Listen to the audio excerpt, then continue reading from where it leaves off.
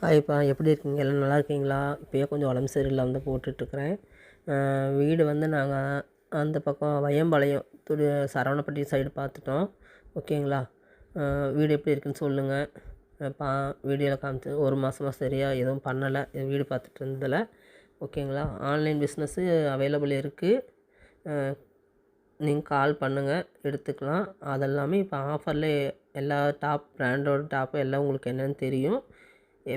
மொதயே ரீசனபிளான price தான். அதுலேருந்து இப்போ 10% டிஸ்கவுண்ட்டும் போட்டிருக்கிறேன். வேணுங்கிறவங்க சீக்கிரமாக எடுத்துக்கோங்க.